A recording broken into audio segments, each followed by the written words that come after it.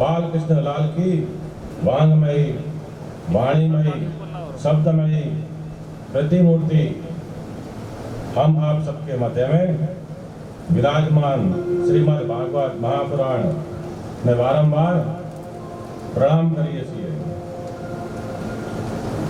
भागवत कथा में पधारेल सर्वे श्रोताजन, ग्रामजन, भक्तजन एवं सर्वे गंधर्वगण तथा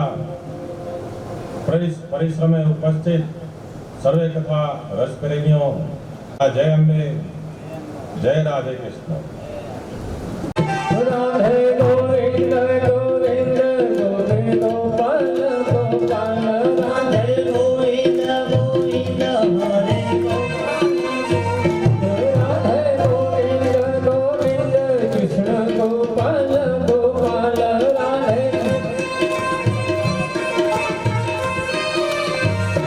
हरे गोपाल, राधे कृष्ण गोविंद गोविंद हरे गोपाल, राधे कृष्ण गोविंद गोविंद।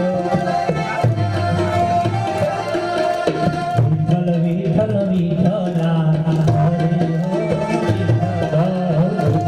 विठ्ठल विठ्ठला हरे विठ्ठला, विठ्ठल विठ्ठल विठ्ठला हरे हो विठ्ठला, विठ्ठल विठ्ठल विठ्ठला हरे हो विठ्ठला, कोणे कोणे विठ्ठला हरे हो विठ्ठला, कोणे कोणे विठ्ठला हरे हो विठ्ठला, विठ्ठल विठ्ठल विठ्ठल विठ्ठल विठ्ठल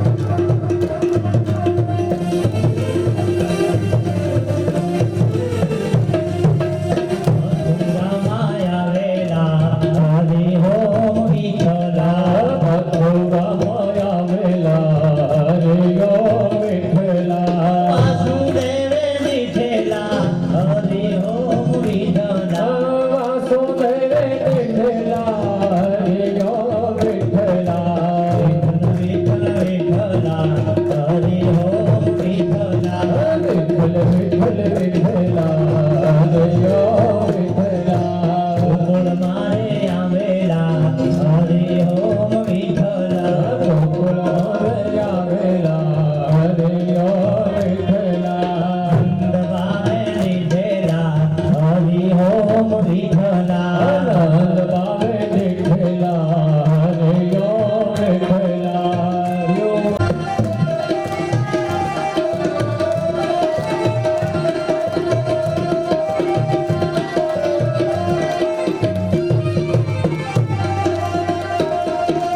देवर माया वेला हरि हो विठ्ठला, जूनागढ़ मा नरसिंहे जोडेला, जूनागढ़ माया वेला हरि हो विठ्ठला, विठ्ठला रे विठ्ठला। बोले भगवती अम्बे भागवत भगवान की जय, विश्वकर्मा भगवान की जय, दुधेश्वर महादेव की जय, द्वारकाधीश भगवान की जय।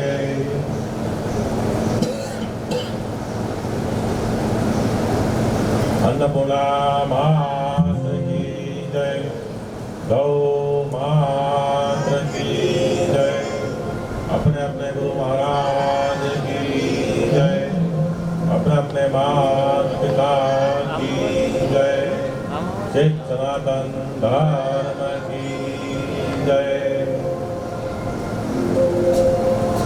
ओम नमः पार्वती पते हर हर महादेव।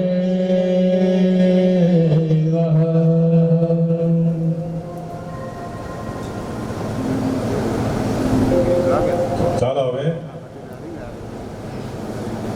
કથાનો પ્રથમ દિવસ આપણે આરંભ કરીશું.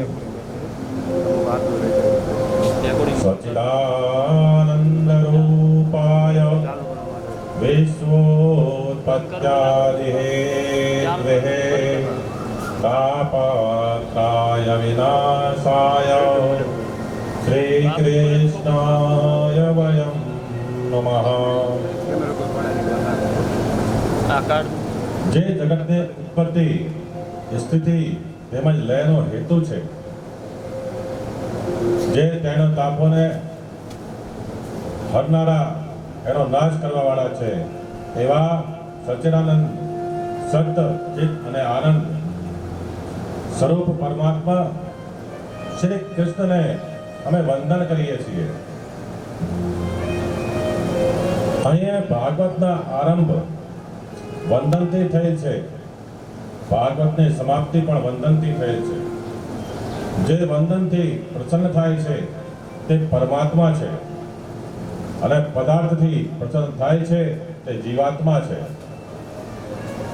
આરંભમાં જે પરમાત્મા શ્રી કૃષ્ણને વંદન કરવામાં આવે છે, પરમાત્માને વંદન કરવાથી પાપ તાપનો નાશ થાય છે. નિર્ભય થવું હોય તો પ્રેમથી શ્રી કૃષ્ણને વંદન કરજો. પરમાત્મા દયાના સાગર છે. વંદન કેવળ વાણીથી કે શરીરથી નહીં, પણ હૃદયથી કરજો. હૃદયથી વંદન કરવાથી પરમાત્મા સાથે બ્રહ્મનો સંબંધ થાય છે. તમે કોઈ પણ કાર્ય કરો,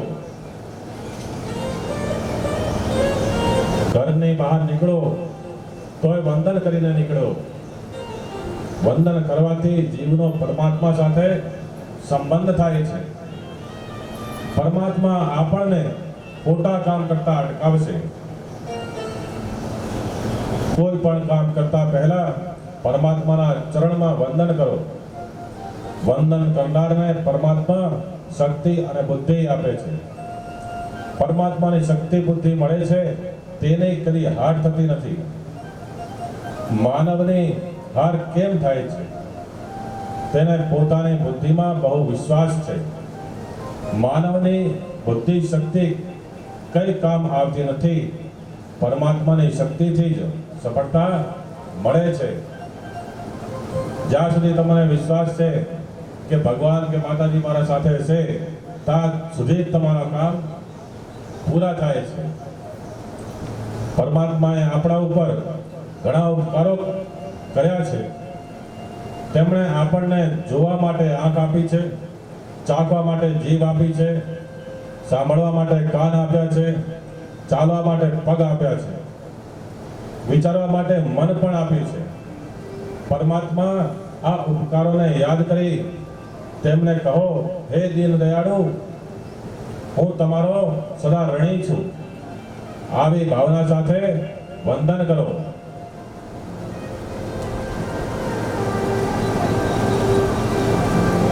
શાસ્ત્રમાં પરમાત્માના 3 સ્વરૂપો વર્ણવવામાં આવ્યા છે: સત, ચિત્ત અને આનંદ.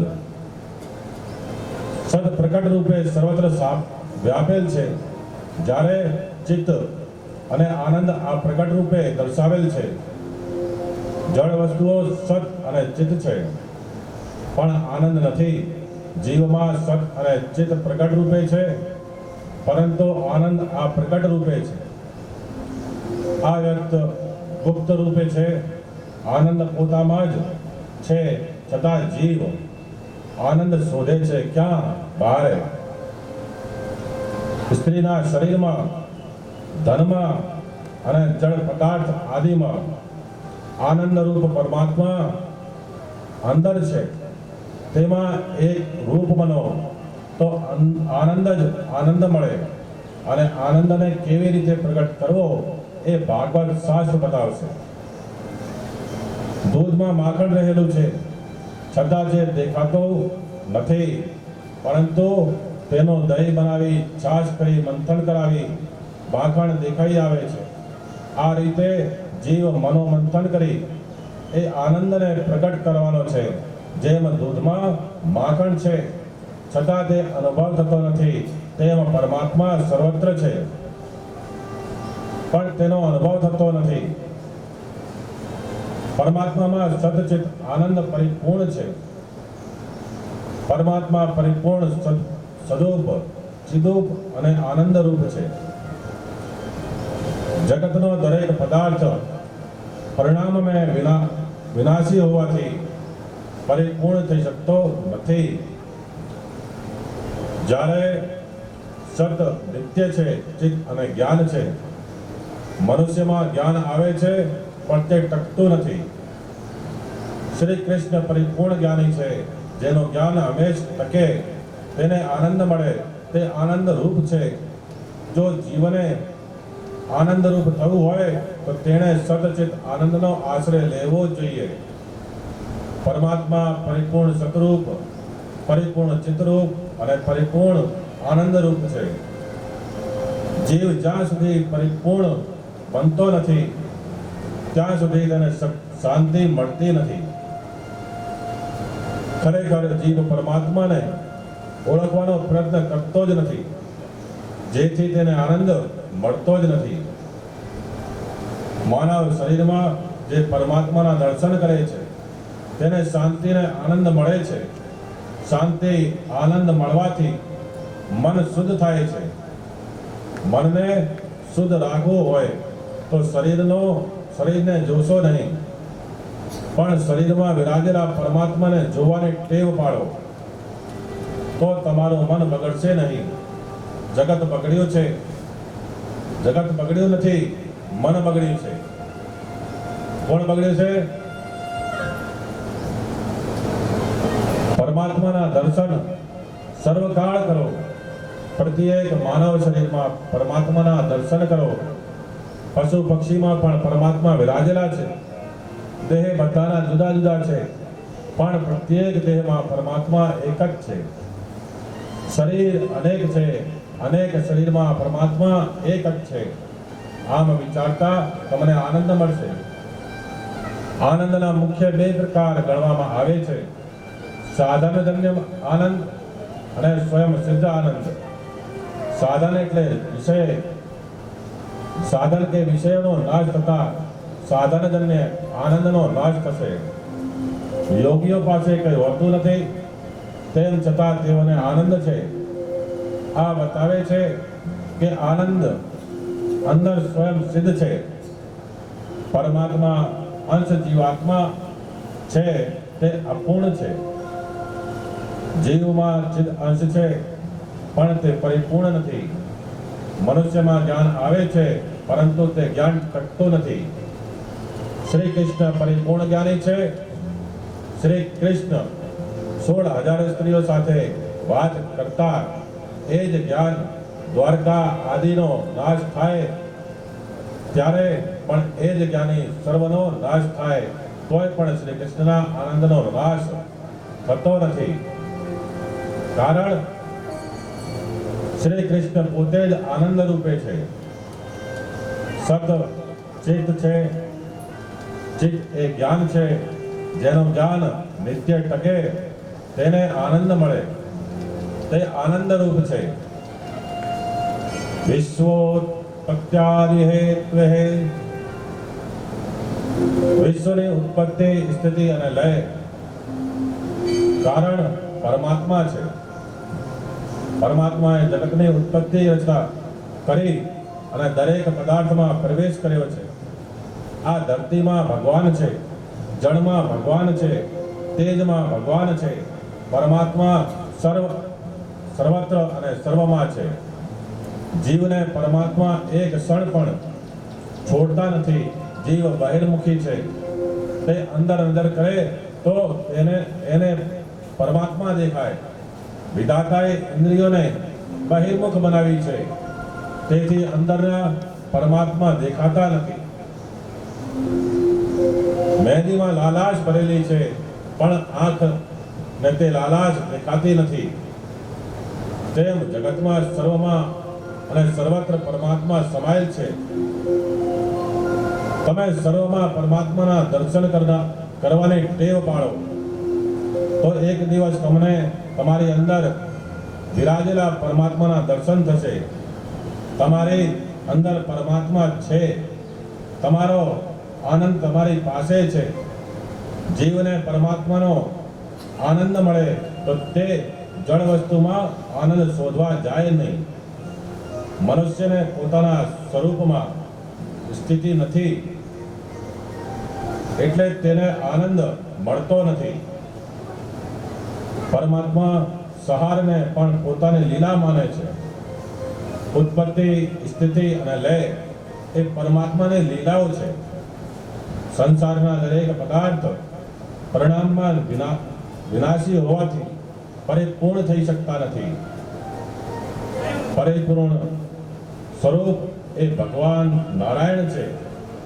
નારાયણને ઓળખે અને તેની સાથે મનને તદાકાર બનાવે, તેનું મન નારાયણ સાથે એક બને છે. તે જીવાત્મા નારાયણ રૂપ બની પરિપૂર્ણ થાય છે. ત્યારે જીવનું જીવન સફળ થાય છે. જીવ જ્યાં સુધી અપૂર્ણ છે ત્યાં સુધી તેને શાંતિ મળતી નથી. જીવ પરમાત્માને મળે છે અને આ પરોક્ષ સાક્ષાત્કાર કરે છે ત્યારે તે પૂર્ણ થાય છે. પરમાત્મા વિના કાંઈ નથી, પરમાત્મા જ બધું છે. હું પણ પરમાત્માથી અલગ નથી, એ પરમાત્માનો આ પરોક્ષ સાક્ષાત્કાર છે. તે પરમાત્માનો સર્વમાં અનુભવ કરતો કરતો જે એક રૂપ બને છે તે જ પરમાત્માના પરિપૂર્ણ સ્વરૂપને જાણી શકે છે. તે આ પરોક્ષ સાક્ષાત્કાર છે.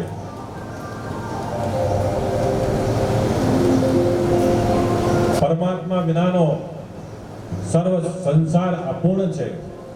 જીવ અપૂર્ણ છે એટલે તેને શાંતિ અને આનંદ મળતા નથી. નારાયણ પરિપૂર્ણ છે. સાચી શાંતિ નારાયણમાં છે. નર નારાયણનો અંશ છે એટલે નર નારાયણમાં સમાઈ જવા માંગે છે. નારાયણને ઓળખવાનું અને નારાયણમાં લીન થવાનું સાધન ભાગવત શાસ્ત્ર છે. ભાગવત ના પ્રધાન વક્તા આદિ નારાયણ છે. સૃષ્ટિના આરંભમાં પરમાત્માએ આ બધી કથા બ્રહ્માજીને સંભળાવેલ.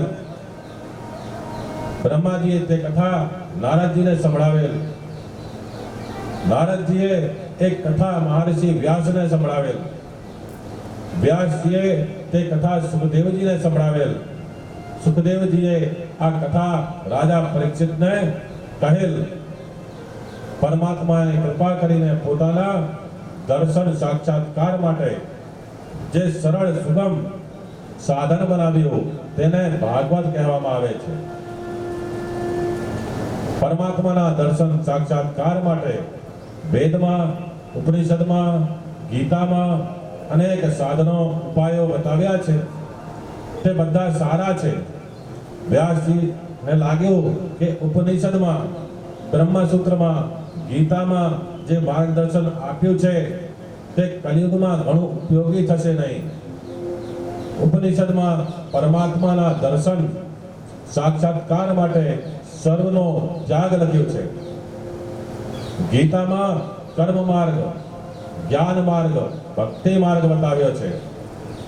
પ્રવૃત્તિમાં રાગ દેશ રહેલ છે. વિકાર વાસના મમતા રહે છે. સમભાવ રહેતો નથી. આ સારો, આ નાઠારો, આ ગરીબ, આ શ્રીમંત, આ કુલીન, આ આકુલીન પ્રવૃત્તિઓમાં જાણેલ અજાણે વિષયમાં રહે છે. જ્યાં વિષમતા હોય ત્યાં સમતા આવી શકતી નથી. ત્યાં મમતા આવે છે. પ્રવૃત્તિમાં રહેલાને પરમાત્માનો સાક્ષાત્કાર થતો નથી. ઉપનિષદમાં કહે છે પરમાત્મા માટે સર્વનો ત્યાગ કરો. ત્યાગની વાતો કહેવી સરળ છે પણ મનથી ત્યાગ કરવો કઠણ છે. અતિ વૈરાગ્ય વગર જ્ઞાન સફળ થતું નથી. જ્ઞાનનો પાયો છે વૈરાગ્ય. એવો વૈરાગ્ય પ્રાપ્ત કરવો કઠણ છે. સુખદેવજીને એવો વૈરાગ્ય પ્રાપ્ત થયેલ. જન્મતા જ તેઓ વન તરફ પ્રયાણ કર્યું છે. તેમણે પોતાના પિતાને કહેલ કે તમે પિતા નથી, હું તમારો પુત્ર નથી. વેદ ત્યાગ કરવાનું કહે છે, શાસ્ત્ર બધું છોડવાનું કહે છે. ક્રોધ છોડો, તો ઘર સંસાર છોડવા નથી કહેતા શાસ્ત્ર.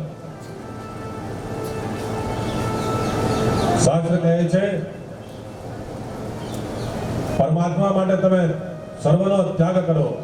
ત્યાગની વાતો કહેવી સરળ છે, પણ મનથી ત્યાગ કરવો કઠણ છે. અતિ વૈરાગ્ય વગર જ્ઞાન સફળ થતું નથી. જ્ઞાનનો પાયો છે વૈરાગ્ય. એવો વૈરાગ્ય પ્રાપ્ત કરવો બહુ કઠણ છે.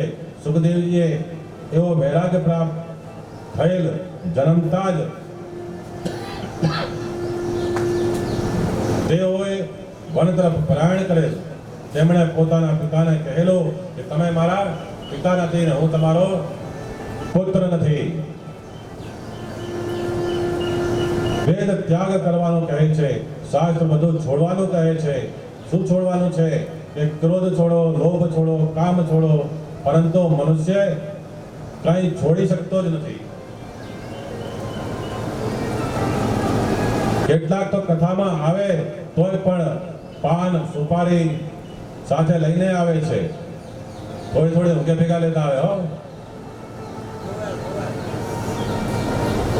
મનુષ્ય આવી સાધારણ વસ્તુ પણ છોડી શકતો નથી.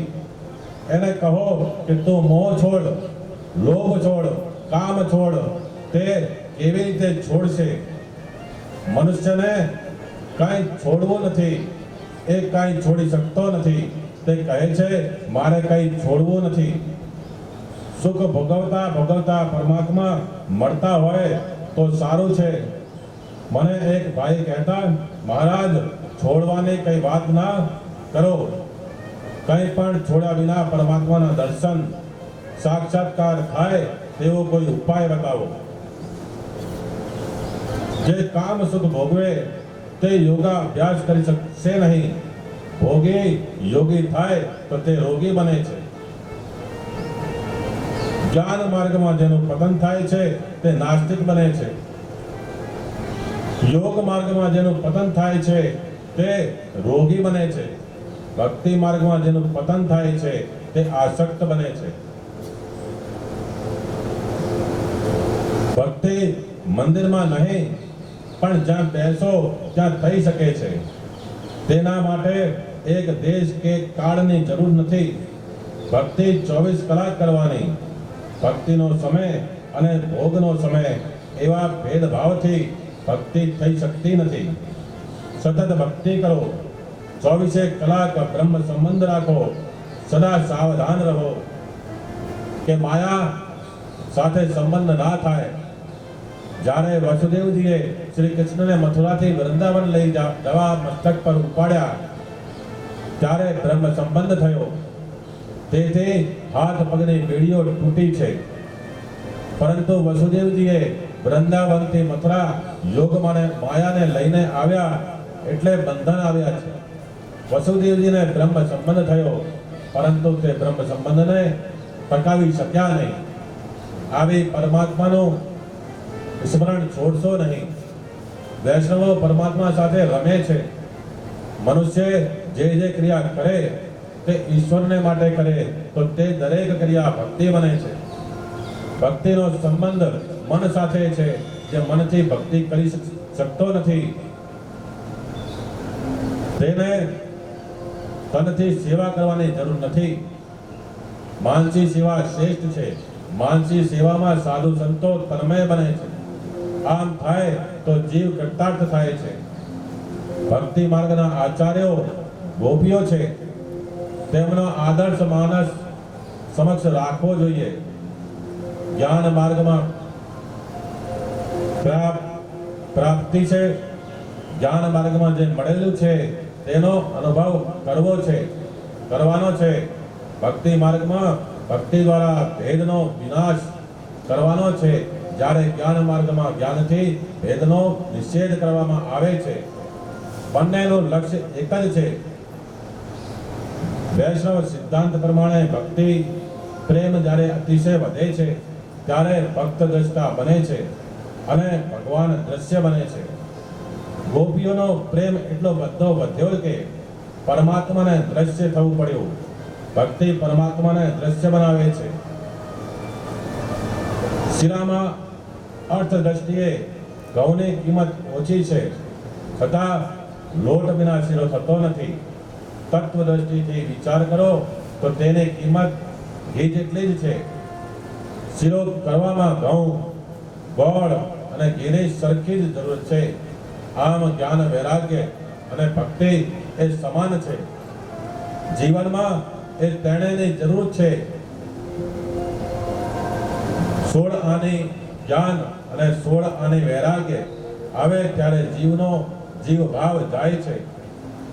જ્ઞાન માર્ગ, યોગ માર્ગથી પરમાત્માના આનંદનો જે અનુભવ થાય છે તે સહેજે ભક્તિથી પ્રાપ્ત થાય છે. જ્ઞાની અને યોગીને જે બ્રહ્માનંદ પ્રાપ્ત થાય છે તે મનુષ્ય માત્રને પ્રાપ્ત થાય છે.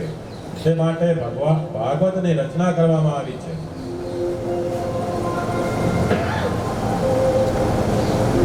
તાપત્રાય વિનાશાય શ્રી કૃષ્ણાય વયમ નમઃ. ત્રિતાપ, આદિ ભૌતિક, આદિ દૈવિક અને આધ્યાત્મિક ત્રણેય પ્રકારના તાપોનો નાશ કરનાર પરમાત્મા શ્રી કૃષ્ણને અમે વંદન કરીએ છીએ. આદિ ભૌતિક, આદિ દૈવિક અને આધ્યાત્મિક આ ત્રણેય પ્રકારના તાપનો નાશ કરનાર શ્રી ભગવાન કૃષ્ણ છે. જે એમની શરણ લે છે, જે જીવ પરમાત્માના થાય છે એ નિર્ભય બને છે. તત્વ દ્રષ્ટિથી પરમાત્માનો સંબંધ સાચો સંબંધ છે. પરમાત્મા મારા છે, હું પરમાત્માનો છું એવું જે જાણે છે તે નિર્ભય બને છે. ભાગવત મનુષ્યને નિર્ભય બનાવે છે. નિર્ભયતા પરમાત્માનો આશ્રય કરવાથી પ્રાપ્ત થાય છે. ભીતિ વગર પ્રીતિ થતી નથી. કાળ મરણની ભીતિ છે, પરમાત્મામાં પ્રીતિ થાય માટે ધર્મની કાળની ભીતિ રાખજો. મનુષ્ય હંમેશ આ જાતની બીક રાખે છે.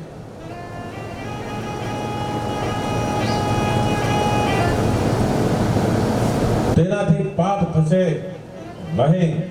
કાળની ભીતિ સર્વ કામનો નાશ કરે છે. ભક્તિમય પ્રેમમય જીવન ગાળે છે તે કાળ ઉપર વિજય પ્રાપ્ત કરે છે. પરમાત્મા સાથે પ્રેમ કરો એટલે કાળની બીક લાગશે નહીં. અહીં એકલા કૃષ્ણને નહીં, શ્રી કૃષ્ણને વંદન કર્યું છે. શ્રીનો અર્થ છે રાધાજી. જગતનો આધાર કૃષ્ણ છે અને કૃષ્ણનો આધાર રાધા છે. શ્રી રાધાજીની કૃપા વિના આ જીવ શ્રી કૃષ્ણ પાસે જઈ શકે નહીં. માયા કોઈને છોડતી નથી, પણ રાધાજીનો જે કીર્તન કરે છે, રાધાજીના નામનો જપ કરે છે, તને માયા ત્રાસ આપતી નથી. શ્રી રાધાજી જીવનો બ્રહ્મ સંબંધ કરાવે છે. આથી વૃંદાવનના સાધુઓ આખો દિવસ શ્રી રાધે શ્રી રાધે રટ્યા કરે છે. પરમાત્માને હાથ જોડીને મસ્તક નમાવવું જોઈએ. હાથ એક ક્રિયા શક્તિનું પ્રતીક છે. હાથ જોડવાનો હેતુ છે મારા હાથે હું સત્કર્મ કરીશ. મસ્તક નમાવવાનો હેતુ એ પરમાત્મા મેં મારી બુદ્ધિ શક્તિ તમને અર્પણ કરી છે એટલે વંદન કરું. એ ક્રિયા શક્તિ અને બુદ્ધિ શક્તિનો પરમાત્માને અર્પણ કરવું છે. કરવું તે પરમાત્માને વંદન કરવાથી પાપનો નાશ થાય છે. નિર્ભય થવું હોય તો પ્રેમથી શ્રી કૃષ્ણને વંદન કરજો. સદભાવથી વંદન કરજો. વંદન કેવળ શરીરથી નહીં પણ હૃદયથી કરજો. વંદન ખરા અંતઃકરણથી કરો. ભાવપૂર્ણ કરો. વિચાર કરો કે પરમાત્માએ મને જોવા માટે આંખ આપી છે, વાણી માટે જીભ આપી છે, સાંભળવા માટે કાન આપ્યા છે. ઘણાને જ્ઞાન છે તોય શું કહે છે સદુભા, તોય શું કહે છે ભગવાને અમને આલ્યું શું કે કોઈ આલ્યું નથી કે પેલા ભાઈ હવારે 2 રોટલા ખાય છે, વાજે 2 રોટલા ખાય, હવારે 3 રોટલા ખાય, તો ભગવાને કોઈ આલ્યું જ નથી કે બોલે છે, હાલે છે, ચાલે છે, બધું સુખ ભોગવે છે, તો કે ભગવાન આમાં તકલીફ સિવાય બીજું કોઈ આલ્યું જ નથી કે જેવા માણસો હશે. એટલે પરમાત્માનો આપણે જ્યારે સાંજે ઊંઘીએ ત્યારે આભાર માની ઊંઘવું જોઈએ. ભગવાન તમે અમને આવું શરીર આલ્યું છે કે આવુંથી અમારાથી પાપ કર્મ ના થાય, બધા સત્કર્મો જ થાય. કેમ કે માયા તો જોઈ તમારી ચીડે લાગેલી જ છે ભગવાનની આગળ, તમારે ભગવાન સુધી પહોંચવા દેવા નથી. હવે તમે ઊંઘો કે ના ઊંઘો? બોલો જય અંબે.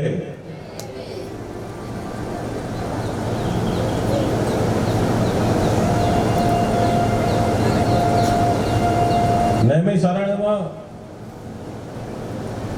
બ્રહ્મસત્રનો આરંભ થયો છે. આ બ્રહ્મસત્રમાં 88,000 ઋષિઓ એકઠા થયા છે. તે વખતે ભગવદ ભક્તિ અને તત્વચિંતનની ચર્ચાઓ થાય છે. ત્યારે તેમની વચ્ચે સત્સંગ થયો. આ સભામાં સુતજી પણ હાજર હતા. મુનિ સોનક સુતજીને પૂછે છે, હે સુતજી, અમારા કાનને પરમાનંદ આપનાર તથા અજ્ઞાનનો નાશ કરનારી એવી શ્રેષ્ઠ કથા આપ અમને કહો, જેથી ભક્તિ, જ્ઞાન, વૈરાગ્ય અને વિવેકમાં વૃદ્ધિ થાય, તેમજ માયા અને મોહનો ત્યાગ થાય. આ ઘોર કલિયુગ આવતા દરેક જીવ આસુરી ભાવ પામ્યો છે. તો આ સંસારમાં દુઃખો દૂર કરવાનો અને સદા શ્રી કૃષ્ણની પ્રાપ્તિ કરાવનારું શ્રેષ્ઠ સાધન તમે કહો.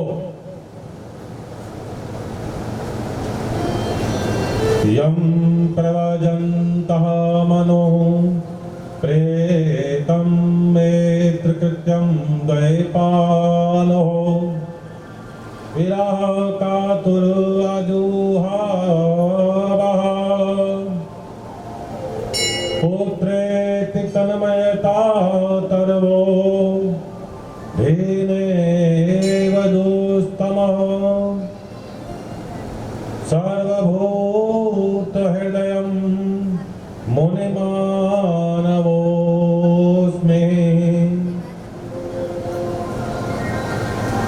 જેમને કોઈ પણ કર્મ કરવા રહ્યા હતા એવા જે સુખદેવજી એકલા જ ચાલી નીકળ્યા, ત્યારે વિરહથી વ્યાકુલ થઈ વ્યાસજીએ, હે પુત્ર, આમ ઊંચા સ્વરથી બોલ્યા. તે સમયે સુખદેવજી મેં થઈને વૃક્ષોએ ઉત્તર આપ્યો હતો.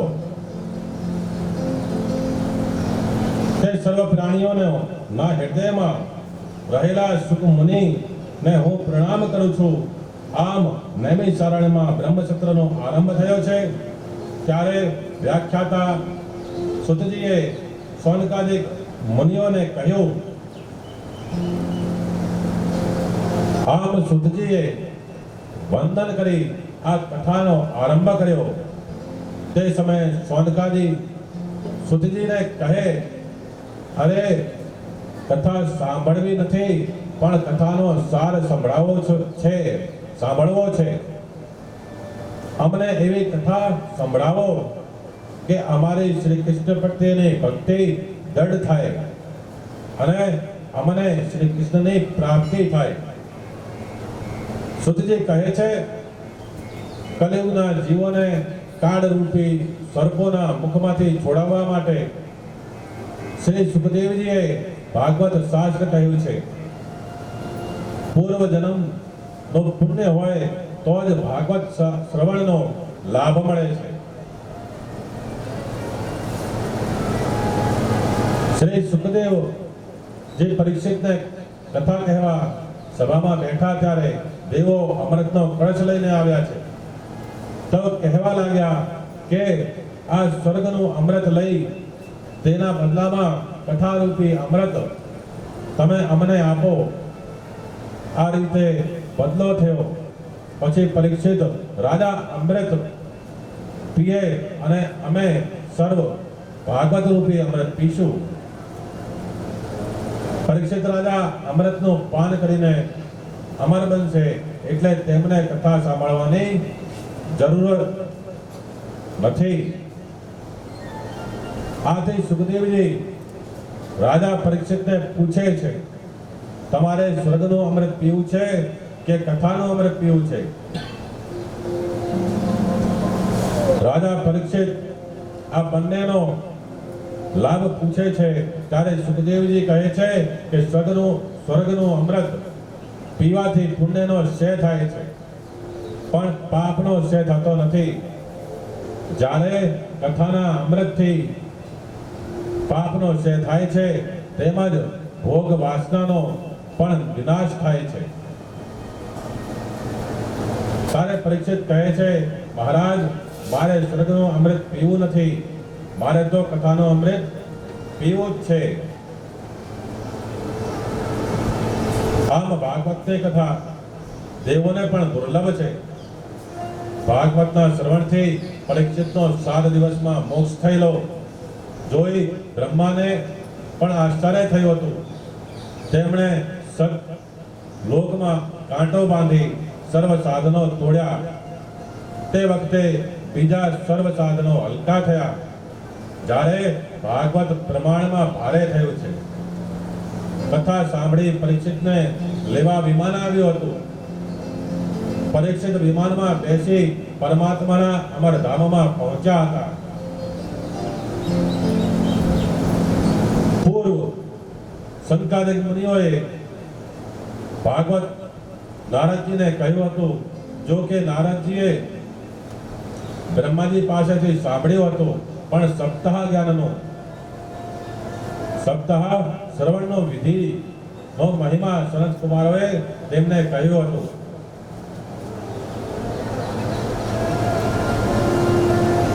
એક દિવસ ફરતા ફરતા દેવર્ષિ નારદ બદ્રિકા આશ્રમ વિશાલાપુરીમાં આવ્યા છે. ત્યાં સનત કુમારોનું અને નારદજીનું મિલન થાય છે. નારદજીનું મુખમંડળ ઉદાસ થઈ ગયું છે. તે ઉદાસીનું કારણ પૂછે છે. ત્યારે નારદજી કહે છે કે હું તો આનંદમાં છું, મને કોઈ જાતનું દુઃખ નથી, પણ મારો દેશ આજે દુઃખી છે, તેથી મને દુઃખ થાય છે. સત્ય, તપ, દયા, દાન રહ્યા નથી. મનુષ્ય બોલે કંઈ છે, મનમાં કંઈ હોય છે અને કરે છે કંઈ બીજું. જીવો માત્ર પેટ ભરા થઈ ગયા છે.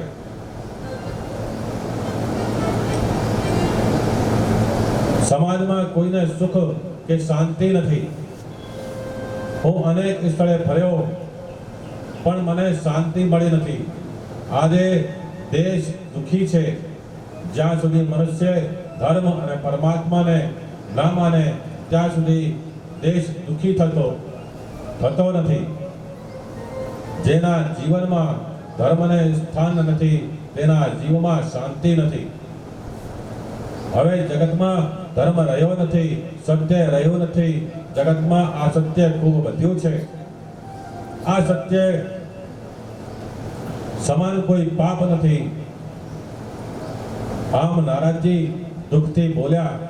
ઉપનિષદમાં લખ્યું છે કે આ સત્ય બોલનારને પાપ તો લાગે છે, પણ તે સાથે તેના પુણ્યનો પણ ક્ષય થાય છે. જગતમાં ક્યાંય નીતિ દેખાતી નથી. મનુષ્યને ફક્ત કુટુંબ સુખ જ દેખાય છે. તે વિચારે છે કે આ પૈસાથી હું કુટુંબને સુખી કરીશ. શરીર અને ઇન્દ્રિય સુખમાં એ એવો ફસાયો છે કે ખરો આનંદ ક્યાં છે અને કેમ મળે તેનો તે વિચાર કરતો નથી. જીવનમાં જ્યાં સુધી કોઈ લક્ષ્ય નક્કી ના થાય ત્યાં સુધી પાપ અટકે નહીં. જે લક્ષ્યને લક્ષ્યમાં રાખે છે તેનાથી પાપ થાય નહીં, પરંતુ મનુષ્યને પોતાના લક્ષ્યની ખબર જ નથી. મંદ બુદ્ધિવાળો મનુષ્ય જે કામ કરવાની જરૂર છે તે કરતો જ નથી. જગતમાં અન્ન વિક્રય થવા લાગ્યો છે. અન્ન વિક્રય એ પાપ છે. તેથી ધરતી માતા અન્નરસ ગળી જવા લાગ્યા છે. જ્ઞાનનો વિષય થવા લાગ્યો છે. જ્ઞાનનો વિક્રય થવા લાગ્યો છે. તેથી જ્ઞાન મસ્તકમાં રહ્યું નથી, પુસ્તકમાં રહ્યું છે. સ્ત્રીઓમાં સ્વેચ્છાચાર ઘણો વધ્યો છે. સ્વેચ્છાચારથી દુરાચાર થાય છે, સદાચાર રહ્યો નથી. સ્ત્રી બાલ અવસ્થામાં માતા પિતાને આધીન રહે છે. જુવાનીમાં પતિદેવને આધીન રહે છે. વૃદ્ધાવસ્થામાં તે પુત્રને આધીન રહે છે. સ્ત્રી બહુ સ્વતંત્ર થઈને ફરે તો બગડે છે. સ્ત્રી દુઃખી થાય છે.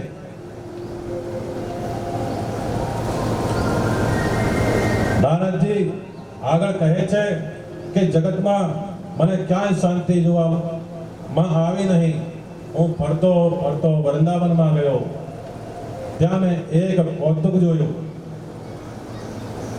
એક સ્ત્રી, એક યુવતી રડી રહી છે. બે વૃદ્ધ પુરુષો એની આગળ મૂર્છામાં પડ્યા હતા.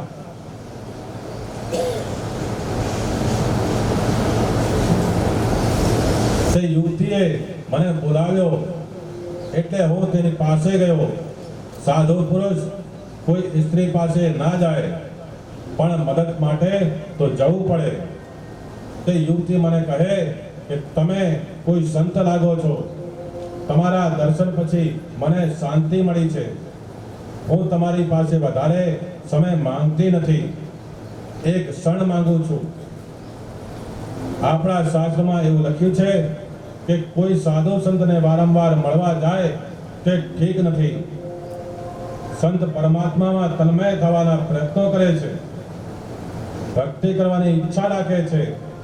સંસારી જીવ સંતને વારંવાર મળવા જાય તે સંતનો વધુ સમય લે તો તેનાથી તેમની ભક્તિમાં અગવડ થાય છે. જ્યારે મેં તે યુવતીને પૂછ્યું તમે કોણ છો, તેના પ્રત્યુત્તરમાં યુવતીએ પોતાની કથા કહી સંભળાવી. મારું નામ ભક્તિ છે. જ્ઞાન અને વૈરાગ્ય નામના મારા આ બે પુત્રો છે. તેઓ વૃદ્ધ થઈ ગયા છે અને મૂર્છામાં છે. દ્રવિડ દેશમાં મારો જન્મ થયો છે. કર્ણાટકમાં હું મોટી થઈ છું. મહારાષ્ટ્રમાં અને મને ક્યાંક ક્યાંક માન મળ્યું છે અને ગુજરાતમાં મારી દશા બગડી છે. દ્રવિડ દેશ દક્ષિણ ભારતમાં આવે છે. ત્યાં શંકરાચાર્ય, રામાનુજ આચાર્ય, માધવાચાર્ય, વલ્લભાચાર્ય આદિ થયેલ છે. તે ભક્તિનો દેશ છે. કર્ણાટકમાં આજે આચાર શુદ્ધિ જોવા મળે છે. ગુજરાતને મુખ્ય તત્વે ધનનો મોહ વધુ છે. તેથી છિન્ન ભિન્ન થઈ ગઈ છે છું. આથી ગુજરાતમાં બે પુત્રો સાથે હું વૃદ્ધ થઈ ગઈ છું. ત્યાં કળિયુગમાં જીવનમાં ભોગ મુખ્ય થયો છે. કામ સુખ મુખ્ય થયું છે. શરીર સુખ મુખ્ય થયું છે. જીવન અર્થ પ્રધાન અને કામ પ્રધાન થયું છે. તેથી હું છિન્ન ભિન્ન થઈ છું. આ મારા જીવની કથા છે. અમારા જીવનની કથા છે. માનવીના જીવનમાં કામ સુખ અને પૈસો મુખ્ય થયો, તેથી ભક્તિ છિન્ન ભિન્ન છે. જ્ઞાન વૈરાગ્યની કોઈને જરૂર નથી. લોકો જ્ઞાન વૈરાગ્યની ઉપેક્ષા કરે છે, તેથી જ્ઞાન વૈરાગ્યને મૂર્છા આવી છે. ભક્તિ આગળ કહે છે, હું વૃંદાવનમાં આવી ને પછી નવયુવતી થઈ છું, પરંતુ મારા 2 પુત્રો મૂર્છામાં રહ્યા છે. નારદજી ભક્તિને આશ્વાસન આપે છે કે હું આ માટે કોઈ ઉપાય વિચારું છું. તમારા માટે હું પ્રયત્ન કરીશ. જ્ઞાન વૈરાગ્ય સાથે હું ભક્તિને જગાડીશ, ભક્તિનો પ્રચાર કરીશ. નારદજીએ જ્ઞાન વૈરાગ્યને જગાડવા અનેક પ્રયત્નો કર્યા છે, પણ કંઈ વળ્યું નથી. ચિંતામાં પડ્યા તે વખતે આકાશવાણી થઈ કે તમારો પ્રયત્ન ઉત્તમ છે. જ્ઞાન વૈરાગ્ય સાથે ભક્તિનો પ્રચાર કરવા કંઈક સત્કર્મ કરો. ત્યારે નારદજીએ પ્રશ્ન કર્યો, પણ હું શું સત્કર્મ કરું? આકાશવાણીએ કહ્યું, સંતો તમને સત્કર્મ બતાવશે.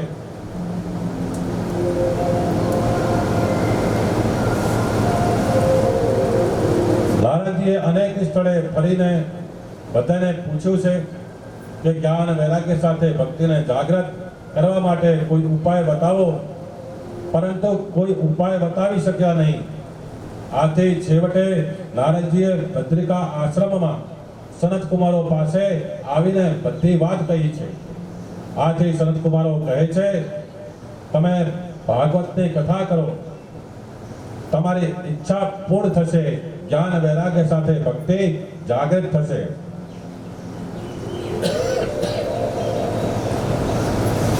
તેનો પ્રચાર કરો, તેથી લોકોનું કલ્યાણ થશે. નારદજી કહે છે, ભાગવતમાં વેદનો અર્થ ભરેલો છે. મેં તો વેદોના પારાયણ કર્યા છે, પણ કંઈ પરિણામ આવ્યું નથી. સનત કુમારો કહે, વેદમાંથી જ ભાગવત નીકળ્યા છે, છતાં ભાગવતમાં વેદાંત કરતા દિવ્ય શક્તિ છે. ભાગવત સર્વ વેદોમાં છે અને ભાગવત સર્વ વેદોનો સાર છે. દૂધમાંથી ઘી ઉત્પન્ન થાય છે. દૂધ ના હોય તો ઘી ના થાય. દૂધ કરતા ઘીમાંથી દિવ્ય શક્તિ આવે છે. 2 તોલા ઘીથી દીવો થાય છે, પણ 2 મણ દૂધ હોય તેવો દીવો તોય દીવો થતો નથી.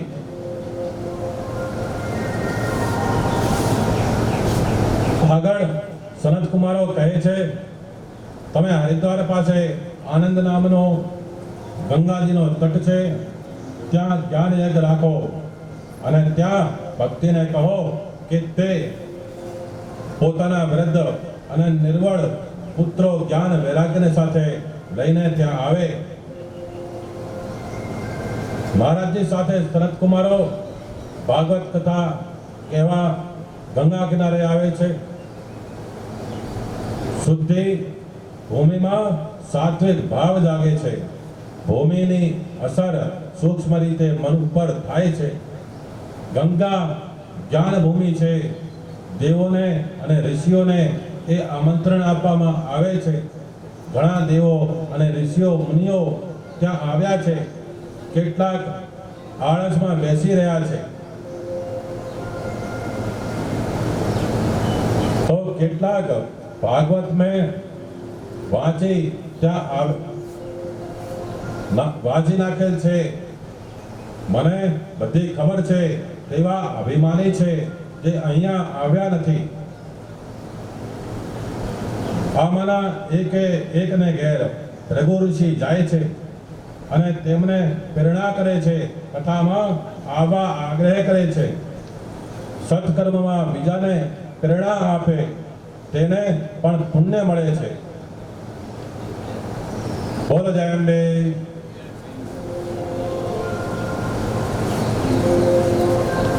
રઘુ વશિષ્ઠાય ચાવન્નરાશ્ચ ગૌતમો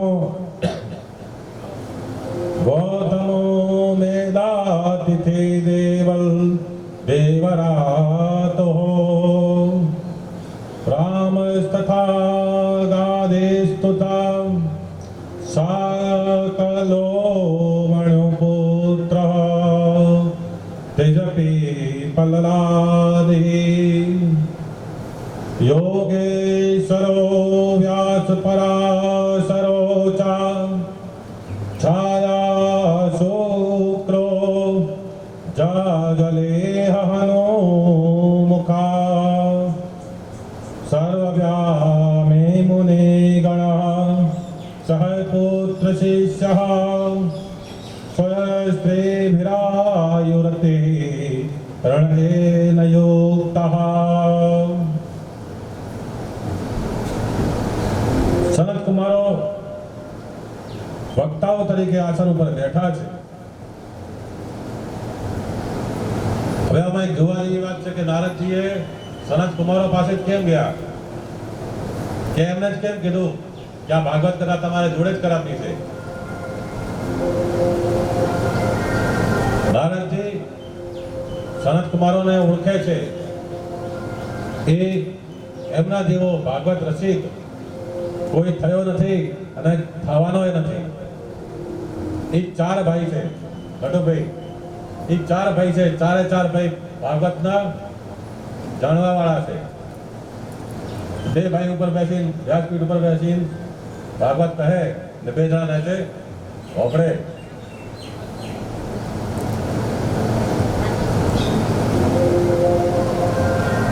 એમ કરતા કરતા એક દિવસ બે જણા ઉપર બેઠા બેઠા ભાગવત કહે છે ને બે જણા નાચે સાંભળે છે.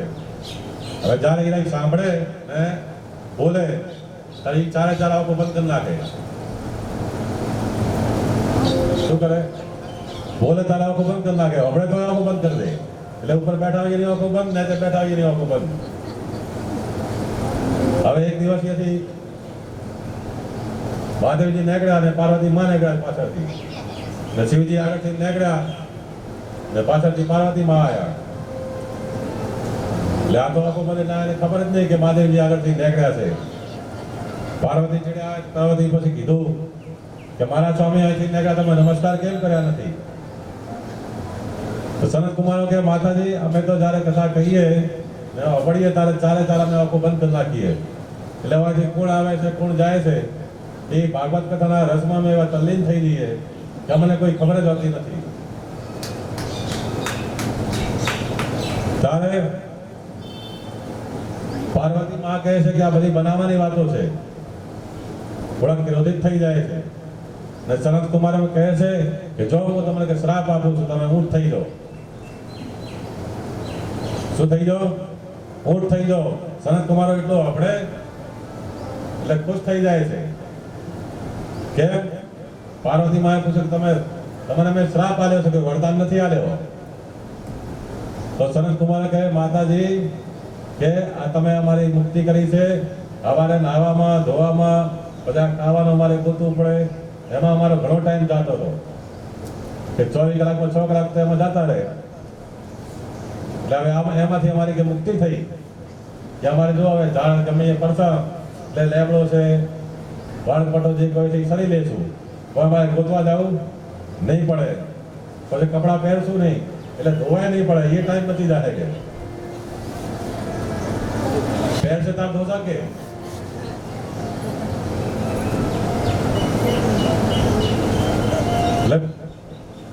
પાર્વતીજી કે આ ખરા ભગવાનને લીલાનો રસગાન કરવા વાળા, લીલાને જાણવા વાળા છે. એટલે એમાંથી અમને શ્રાપમાંથી મુક્ત કરી દે છે. એ વાતની નારદજીને ખબર હોય છે કે અમના જેવું જ્ઞાની જગતમાં કોઈ નથી, એટલે એમના જોડે આ ભાગવત કરાવી જોઈએ. તો સનત કુમારો વક્તાઓ તરીકે આસન પર બેઠા છે. દેવો ઋષિઓ મુનિઓ કથામાં શ્રોતાઓ તરીકે આવ્યા છે. નારદજી પણ શ્રોતા થઈને બેઠા છે. કથાનો આરંભ શ્રી ગોવર્ધનનાથ કી જયથી થયું છે. સાથે થાય છે કથામાં તમે ભગવાનની જય બોલશો તો લાભ થશે. શું થશે? લાભ થશે. એટલે ખબર રાખજો, જય બોલવાની. બધી પ્રવૃત્તિઓ છોડીને મનુષ્ય ધ્યાનમાં બેસે છે ત્યારે માયા વિઘ્ન નાખે છે.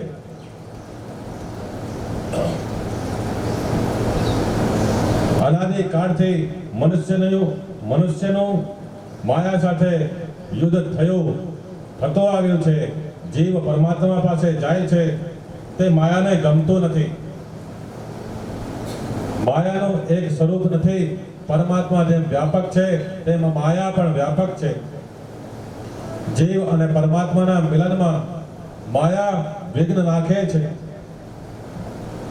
માયા જીવને સમજાવે છે કે સંસાર ઘણો સારો છે. તે જીવને સંસારમાં ફસાવી રાખે છે. માયાને જીત થાય છે અને મનુષ્યને હાર થાય છે. તમારી જીત થાય તેવી ઈચ્છા હોય તો પરમાત્માને જય બોલજો. સનત કુમારો સાવધાન કરે છે. આ ભાગવતની કથા અતિ દિવ્ય અને સુમધુર છે.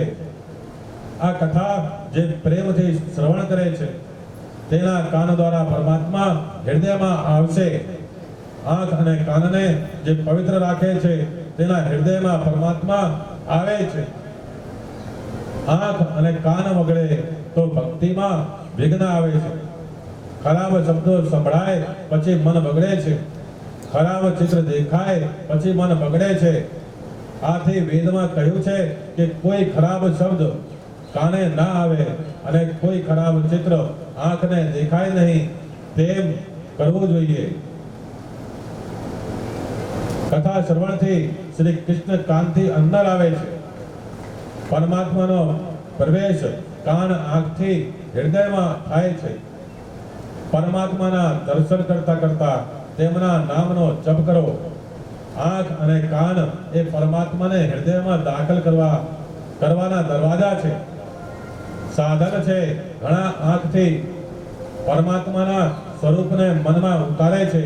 ઘણા કાનથી શ્રવણ કરી પરમાત્માને હૃદયમાં ઉતારે છે. આથી આંખ અને કાનને પવિત્ર રાખો.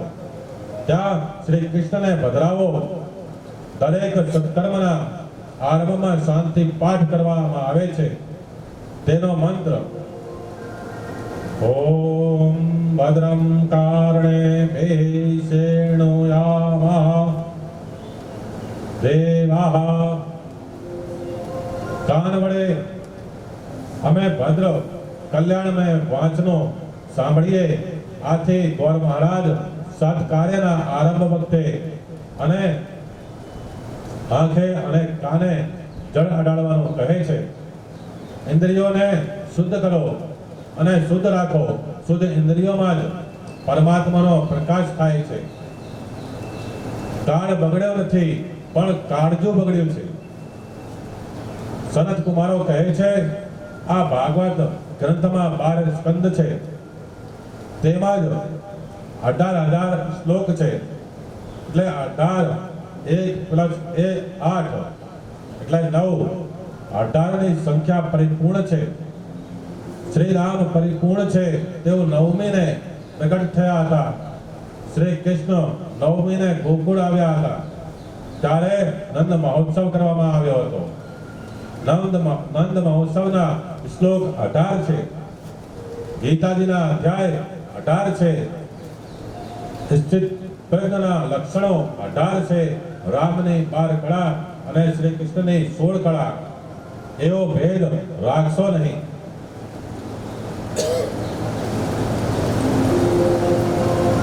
કલિયુગના જીવોને કાળરૂપ સર્પના મુખમાંથી છોડાવવાના હેતુથી ભાગવત કથા કહેવામાં આવે છે. શેમાં આવે છે? કાળના મુખમાંથી છોડાવવા માટે ભાગવત કથા કહેવામાં આવે છે. જ્યારે સુખદેવજી રાજા પરીક્ષિતને આ કથા સંભળાવતા હતા તે સમયે દેવો સ્વર્ગનું અમૃત લઈને આવ્યા. દેવો કહે છે અમે સ્વર્ગનું અમૃત રાજા પરીક્ષિતને આપીએ અને આપ કથા અમૃત મને આપો. આથી સુખદેવજી રાજા પરીક્ષિતને પૂછે છે, આ દેવો સ્વર્ગનું અમૃત લઈને આવ્યા છે, તે તમારે પીવું છે? કથાનું અમૃત પીવું છે? રાજા પરીક્ષિત કહે છે, સ્વર્ગનું અમૃત પીવાથી શું લાભ થાય છે? સુખદેવજી કહે છે કે સ્વર્ગનું અમૃત પીવાથી પુણ્યનો ક્ષય થાય છે, પણ પાપનો શ્રેય થતો નથી. જ્યારે કથાનો અમૃત પીવાથી પાપનો ક્ષય થાય છે, તેનાથી ભોગ વાસનાનો વિનાશ થાય છે. તેથી સ્વર્ગના અમૃત કરતા આ કથાનું અમૃત શ્રેષ્ઠ છે. પરીક્ષિત કહે છે, મહારાજ, મારે સ્વર્ગનું અમૃત પીવું નથી, મારે તો કથાનું અમૃત પીવું છે. 7 દિવસમાં જ્ઞાન અને વૈરાગ્યને જાગૃત કરી ભક્તિ રસ ઉત્પન્ન કરનારી આ કથા છે. આપણામાં જ્ઞાન અને વૈરાગ્ય તો છે, પણ તે સૂતેલ છે, તેને જાગૃત કરવાના છે. ભાગવત આપણામાં જ્ઞાન અને વૈરાગ્ય ઉતારે છે. તે સિવાય એનો બીજો કોઈ ગ્રંથ નથી જે 7 દિવસમાં મુક્તિ અપાવી શકે.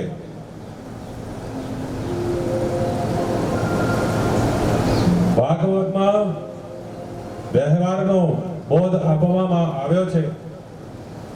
ભાગવતમાં ફક્ત જ્ઞાન અને ભક્તિ ચર્ચવામાં આવી છે તેવું નથી, તેમાં વ્યવહારનો બોધ પણ આપવામાં આવ્યો છે.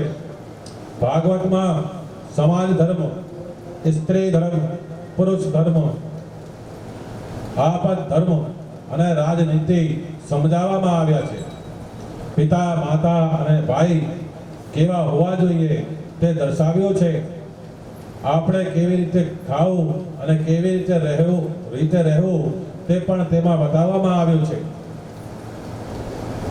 વ્યાસજીએ ભાગવતમાં કંઈ છોડ્યો નથી. વ્યાસજીને ભાગવત અને મહાભારત વિશે એક સાત્વિક અભિમાન છે. મારા આ ગ્રંથમાંથી તે સંસારના બીજા કોઈ ગ્રંથમાં નથી. હવે મારે કંઈ બોલવું નથી, કંઈ લખવું નથી. પરમાત્માએ મને જે કંઈ આપ્યું છે તે મેં સમાજ સેવામાં અર્પણ કર્યું છે. ભાગવત એ માખણ છે, જ્યારે બીજા શાસ્ત્રો દૂધ દહીં જેવા છે. સર્વ શાસ્ત્રોના સાર રૂપ આ ભાગવત છે. વેદમાંથી જે ભાગવત નીકળ્યા છતાં ભાગવતમાં વેદાંત કરતા દિવ્ય શક્તિ છે. દૂધમાંથી ઘી ઉત્પન્ન થાય છે. દૂધ ના હોય તો ઘી ના થાય. દૂધ કરતા ઘીમાંથી દિવ્ય શક્તિ આવે છે. 2 તોલા ઘી હોય તો એનો દીવો કરી શકાય. પર બેમણ દૂધ હોય તો એનો દીવો ના થાય. ભાગવત સર્વ વેદોનો સાર છે. ઉપનિષદની ભાષા ભારે કમ છે. વ્યાસજીએ ભાગવતમાં વેદાંતના સિદ્ધાંતો આપ્યા છે, પરંતુ કઠિન સિદ્ધાંતો દ્રષ્ટાંતો દ્વારા સરળ અને રોચક બનાવીને ભાગવતની રચના કરી છે. જે શક્તિ પરમાત્મામાં છે, જે શક્તિ ભાગવતમાં છે. મહાપુરુષો કહે છે કે પરમાત્મા કરતા પણ ભાગવતમાં વધારે શક્તિ છે. કેટલાક પુરુષો એવા હોય છે કે પરમાત્માના દર્શન કરે તોય પણ તેમનું જીવન સુધરતું નથી. દુર્યોધને શ્રી કૃષ્ણના દર્શન કર્યા હતા. દુર્યોધનને શ્રી કૃષ્ણને સમજાવ્યો છતાં તે સુધર્યો નહીં. તેણે પરમાત્માનું માન્યું નથી. કેટલાક દુર્યોધન જેવા પાપી જીવો પરમાત્માના દર્શન કરવા છતાં સુધર્યા નથી. પણ એ જો ભાગવતની કથા શ્રવણ કરે તો તેમનું જીવન અવશ્ય સુધરે. શ્રી કૃષ્ણ જ્યારે પ્રત્યક્ષ વિરાજતા હતા ત્યારે થોડા જીવો તેમને શરણમાં આવ્યા. તેમના જીવનનો તેમણે ઉદ્ધાર કર્યો. આજે પરમાત્મા પ્રત્યક્ષ વિરાજતા નથી, ત્યારે ભાગવત કથા, શ્રી કૃષ્ણ કથા દરેકના જીવનનું કલ્યાણ કરે છે. પરમાત્મા કરતા ભાગવતની કથામાં વધુ શક્તિ છે. દુર્યોધન, રાવણ જેવા દુષ્ટો પણ કથા સાંભળે, પરમાત્માનો જય કરે તો અવશ્ય સુધરે. ગમે તેવો પાપી પણ આ કથા સાંભળે તો તેનું પાપ બળી જાય છે. પણ કથા સાંભળ્યા પછી પાપ ના કરો, મનથી નિશ્ચય કરો કે મારો નવો જન્મ શરૂ થયો છે, હવે હું પાપ નહીં કરું. કથા સાંભળ્યા પછી જે પાપ છોડે છે તેને પરમાત્મા શ્રમા આપે છે. આપણે આત્માદેવના ચરિત્રમાં જોયું છે, ભાગવત એ પરમાત્માની શબ્દમય મૂર્તિ છે. તેના શ્રવણથી, દર્શનથી, પૂજનથી પાપનો નાશ થાય છે. ઉદ્ધવજીએ શ્રી કૃષ્ણને પૂછેલું, આપના સ્વધામ ગમન પછી પૃથ્વી ઉપર અધર્મ વધશે ત્યારે ધર્મ કોને શરણે જશે? આથી શ્રી કૃષ્ણ તેમને કહેલ કે મારા ભાગવતનો આશરો લેશે તેના ઘરમાં કાળ આવી શકશે નહીં. ભાગવત નારાયણનું દિવ્ય સ્વરૂપ છે.